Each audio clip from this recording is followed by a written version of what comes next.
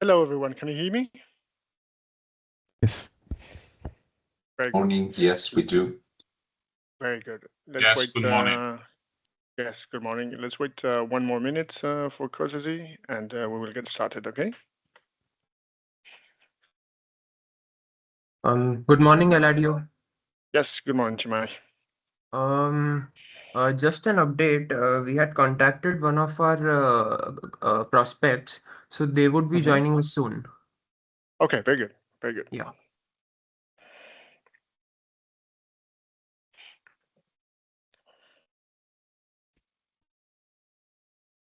Just to tell you that the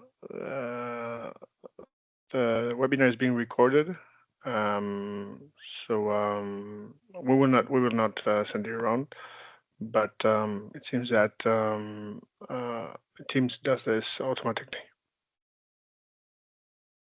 And also, Eladio, Mm-hmm. we were going to be joined by one of the professors from Indian Institute of Technology, Palakkad, that is IIT.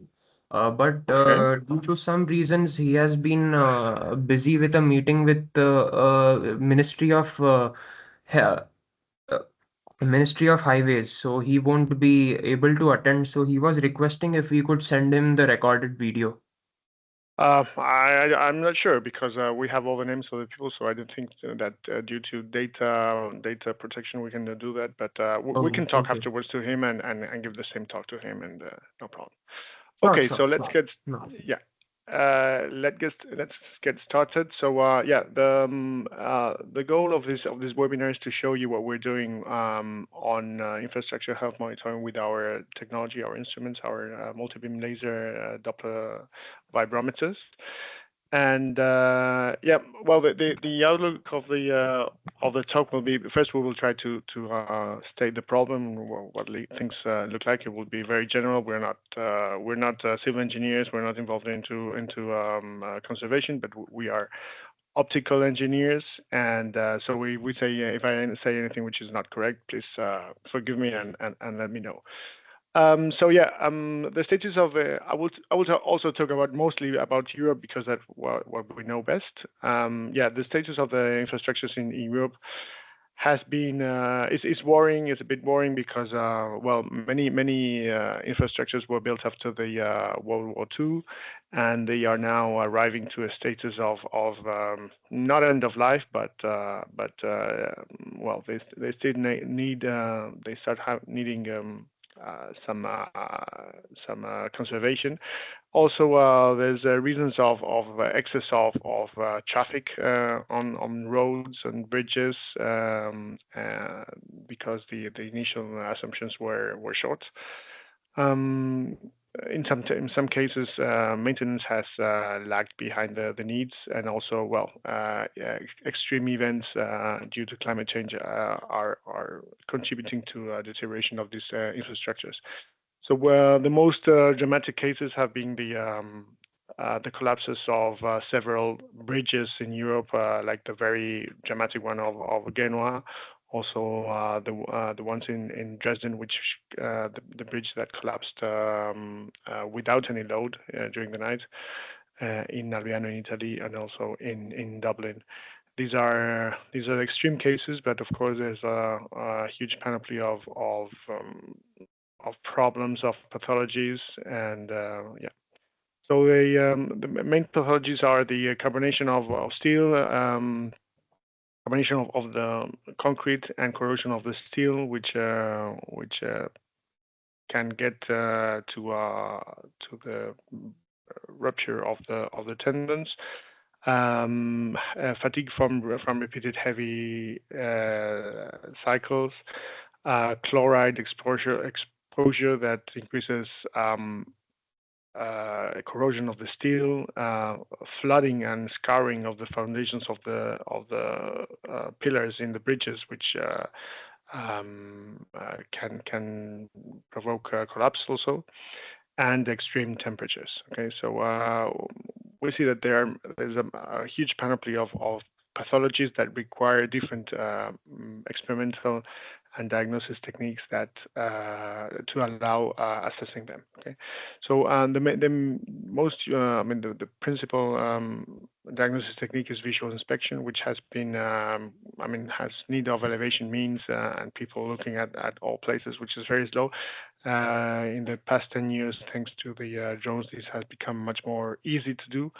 There are also techniques about material sampling, taking samples and studying in the lab. But of course, these are time consuming. You can do also static deflections under load, but these are this is heavy to prepare. You need the trucks loaded with rocks, and you need two or three people before instrumenting the bridge, and also there's the study of the operational behavior. Okay, the problem with the bridges in Europe is that there's depending on what you call a bridge, if you include pedestrian footbridges, there is around 500,000 to 1 million different bridges with very different typologies. Each kind of pathology requires a different kind of diagnostics. The cost of inspecting continuously and monitoring continuously a bridge is high. It can go up to 40,000 euros per bridge.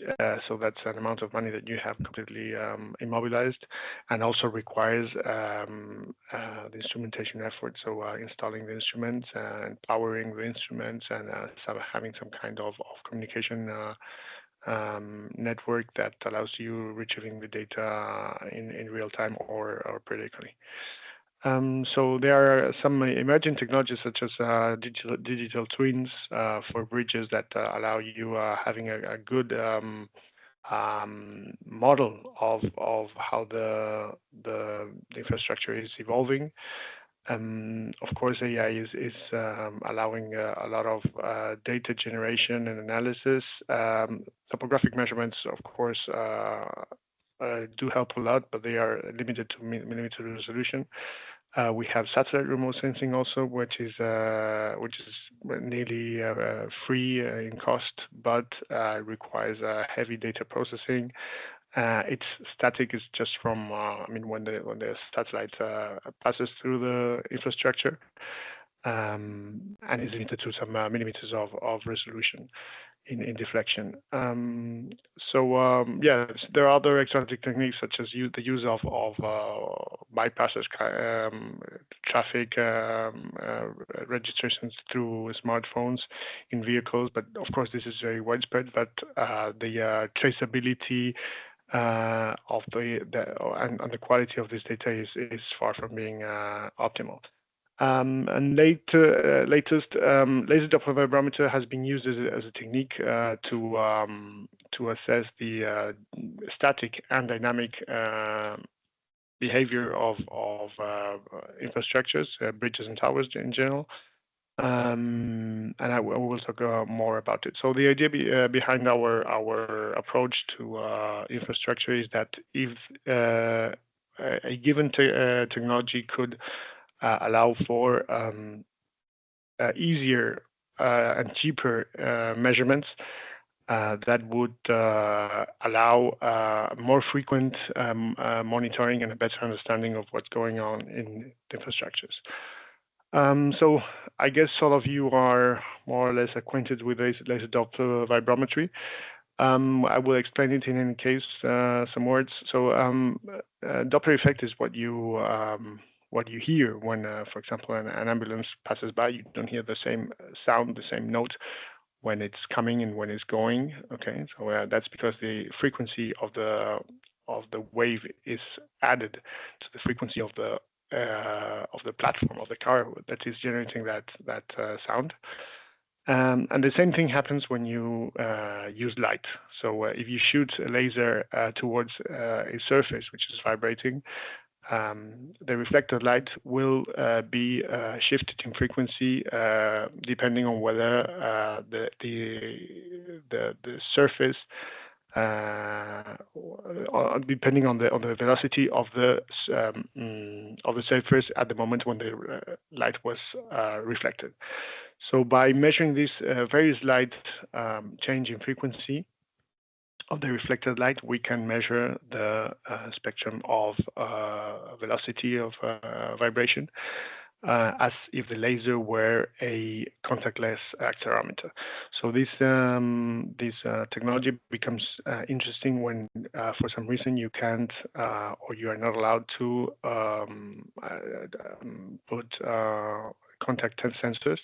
So, for example, when things are far away, or are high, and you don't want to use that elevation means when you're measuring surfaces, vibrating surfaces at high voltage, or surfaces which are hot or cold, or contaminated, for example, and you don't want to get contaminated or clean, and you don't want to contaminate them by cleaning them. When it's something that is turning and you don't want to get sensors, the cables wounded around the axis, or when it's a facility that is critical and it cannot stop working to stick the accelerometers. Also, when for some reason you want many spatial density data, and simply you cannot stick so many sensors when the object is very small, and by adding an accelerometer you would add mass, and you would completely modify the measurement. Or also in the cases where you are measuring living organisms or pieces of art that you cannot touch, of course. So typical applications of laser Doppler vibrometry are aero and space structures. Typically, in aerostructures, you have the use all the measurements related to ground vibration testing, detection of defect in composites, detection of measurement of vibrations and most stressed areas in PCBs and electronics. Structural health monitoring, which is the subject of this talk, in automotion, of course, in all NVH-related problems, measurement of surfaces at high voltage, biomechanics, and arts and heritage. So laser Doppler vibrometry has been used more for a research purpose in infrastructures. But up to this moment, the fact of having just one laser, either fixed or a scanning laser, doesn't allow measuring the whole infrastructure in a single shot. Okay, so that's why always LDV up to now has been used in combination with other techniques, other sensors such as inclinometers, accelerometers, and strain gauges. So that there you lose the advantage of not having to install the sensors with elevation means, where with the cabling, which is quite of a hassle. There's also the scanning laser vibrometry technique, which is laser that is measuring from point to point. But in this case, you cannot use it in real operational model analysis, because it cannot catch transient effects such as wind excitation or traffic. So this is the instrument that we manufacture, that we have invented, we have patented, we manufacture, and we sell. It's an instrument that has two, we call it the Q2. It has two functions. We measure clouds of points, so we measure LiDAR, and we also measure laser Doppler vibrometry. The instrument has two modes of operation. Here you can see an example in a car. This is the company car. This is an example of LiDAR measurement. Okay, and I will show you several ones of laser Doppler vibrometry. Okay, so the key innovation, the real reason of existing of the company is this piece of electronics that you see here.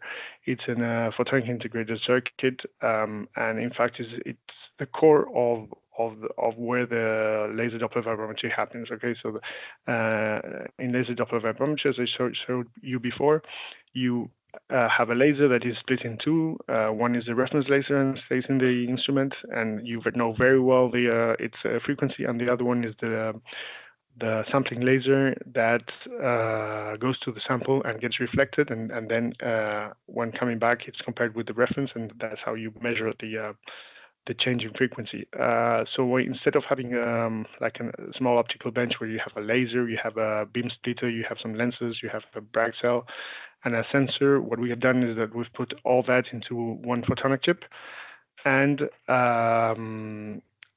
we have multiplexed it into 128 parallel interferometers. That gives us a line of measurements of 128 or 65, depending on the version, measuring points, which are measuring continuously and simultaneously. So this has several advantages. First of all, you can catch transient effects, which in field measurements is critical. Also, it makes the instrument much smaller, much more compact. We have no side electronics, so everything is included in the head sensor. Also, the instrument is immune to thermal changes or vibrations or dirty electromagnetic environment. So yeah, I wanted to give some breaking news. We're working on a method to reconstruct 3D velocity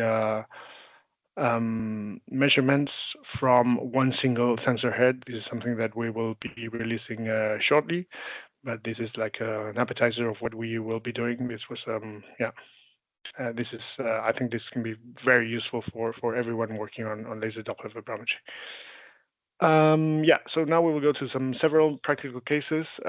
This one is probably the most important one that we've done in the field of infrastructure monitoring. It's a contract for ADIF. ADIF is the owner of the Spanish railways.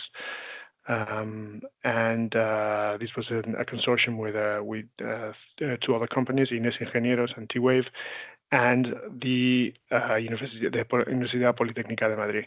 Yeah, so the goal of this project was to monitor a viaduct in La Marota in Córdoba in southern Spain, and for that we provided four units of our sensor head that we hung from the pillars of the viaduct, and we equipped with some measuring, with some communication electronics, with power over Ethernet.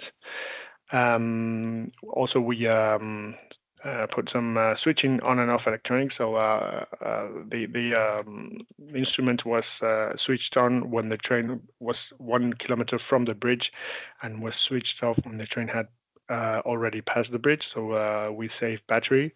The whole thing is powered with photovoltaic panels. This is how we hung the sensors from the pillars. They are 4 meters high to avoid people coming around and doing we don't know what. They were protected from the birds, and what we did is that we painted the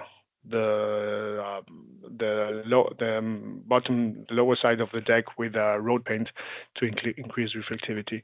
The instrument has an internal inclination sensor, so the instrument knows its inclination to with respect to the vertical. And we also know the angle between each laser, which is constant, so we can have a perfect knowledge of where the spots are pointing at. And this is very useful because the operational model analysis is quite straightforward. Just to about the measurement, the magnitude of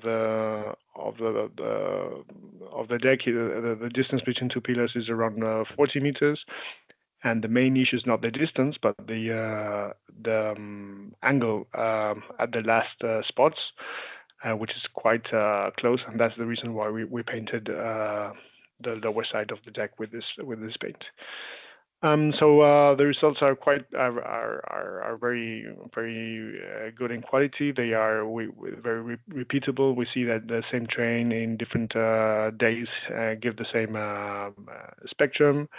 We have compared with reference accelerometers, and the results are very good. I mean, the fit in between the measurements of our instruments and the accelerometers are very good. And we have also compared the deflection of the central point of the deck with what the simulation would say. And again, the comparison is quite similar. These instruments are working for 2 years now in a completely unmanned situation, sending data every time there's a train. And yeah, the results are being analyzed. So another example is measurements of a footbridge here in Madrid. The problem was that the footbridge is very slender and it has no central pillar. So the pedestrians were complaining about a certain danger sensation.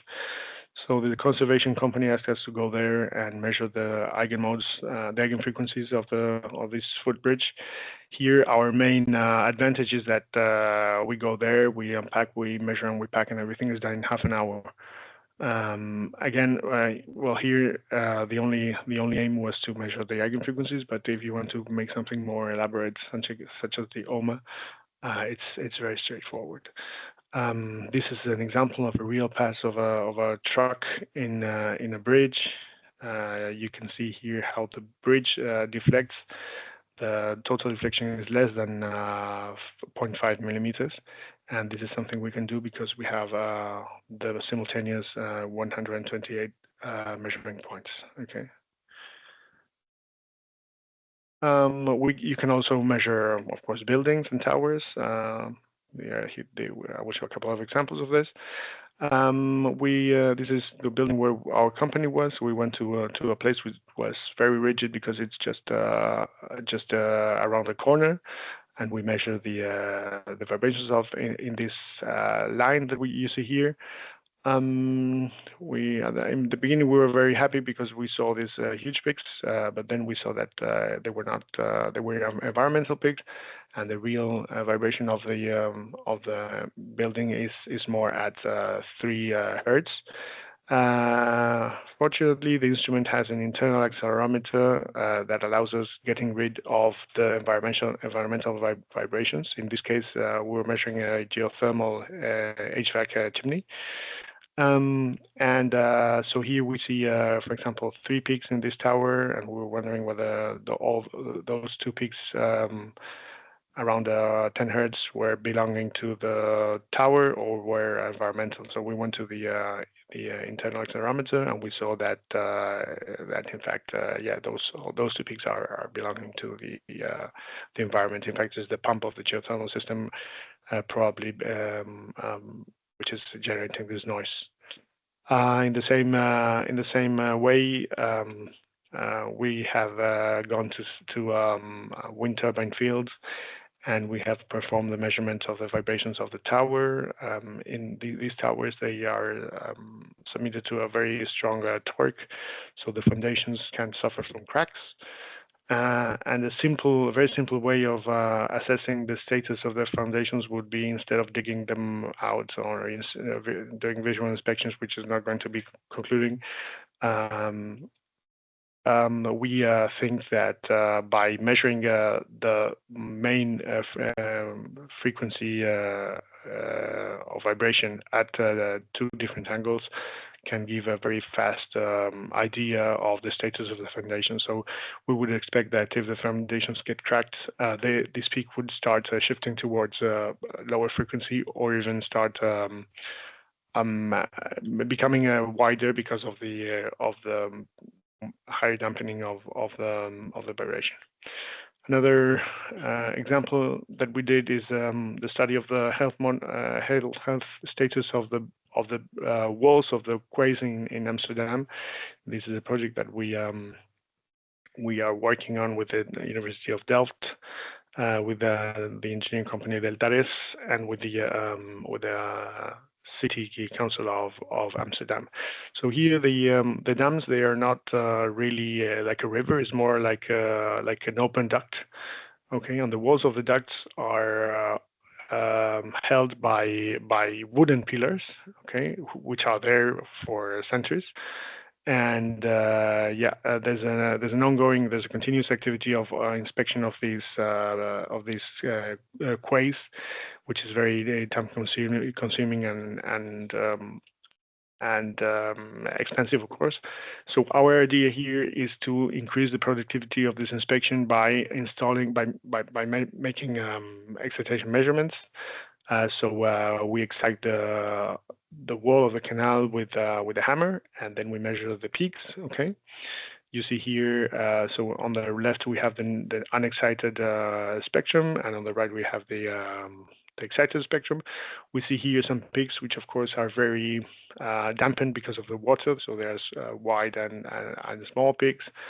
But in any case, we can detect some things. And our idea is that, again, if the walls of the canals get damaged, these peaks would shift to lower frequency. Our ultimate idea would be to assemble this sensor on top of a car and be able to inspect in this way, let's say, kilometers of canal per day. More examples we've been doing with the University of Weimar in construction materials. Here we can see that we have a huge density of data. All these colors that you see here are measure points. There's no interpolation in here. So we can get to very higher modes, and that gives a lot of information about the health status. In this case, it's a school. It's an example. It's just a slab of concrete, but many more interesting things can be done in real cases. Also, we can use the instrument as a deflection measurement tool in material analysis. For example, this example comes from Instituto Eduardo Torroja, which is a construction material institute, construction science institute here in Madrid. So they are studying the junction of these metal elements with the wooden beam, and they are pulling up the wooden beam. And what we can see is that we measure the displacement of the beam in all its length in real time. Okay. Another exotic example is the Church of St. Thomas in New York. Vertical Access, a company dedicated to vertical works, called us because they are afraid that these tiles in the church are getting detached and they might fall.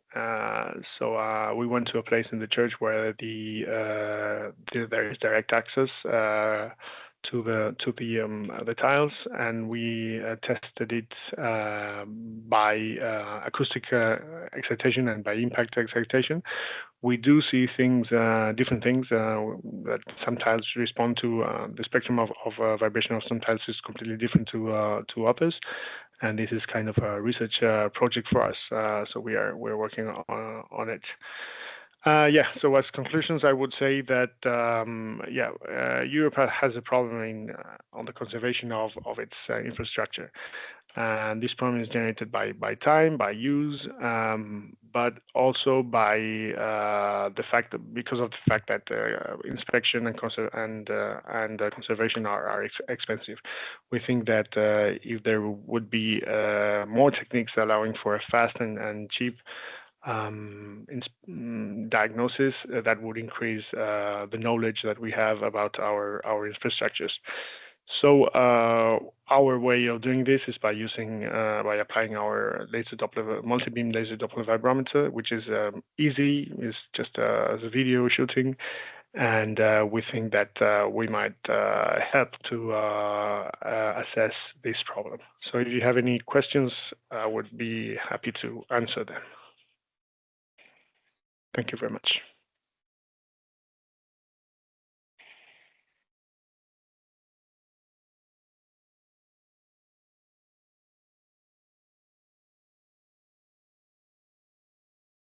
Any question?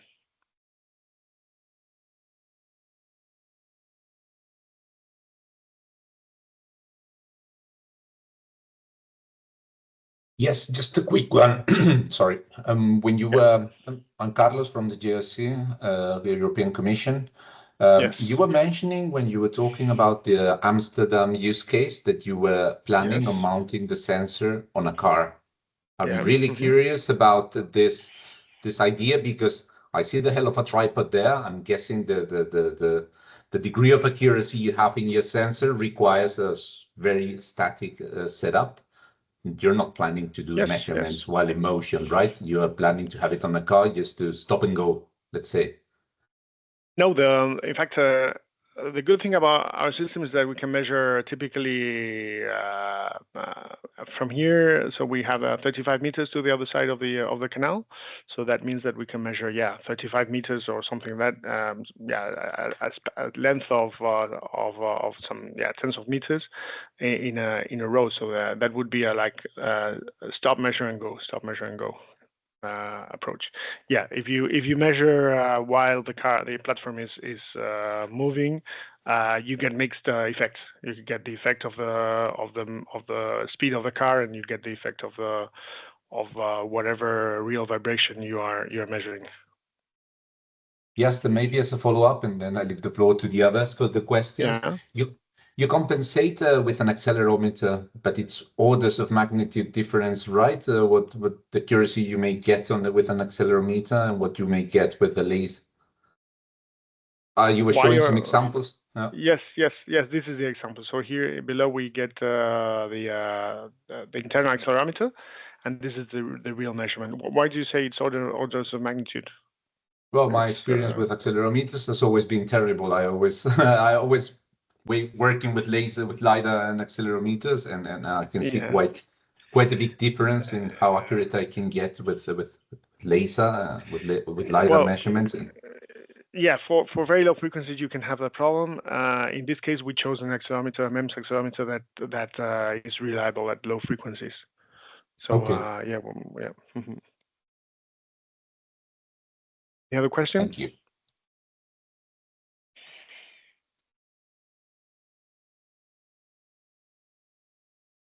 Okay, so if you have no other questions, again, thank you for your time. And if it happens to you to have any doubts in the future, just tell us. Okay. Thank you very much. Thank you. Goodbye. Thanks so much. Bye. Thank you. Matthias. Thank you. Yeah. Thank you very much. Thank you. Thank you. Bye-bye. Yeah. Thank you. Thank you. Bye.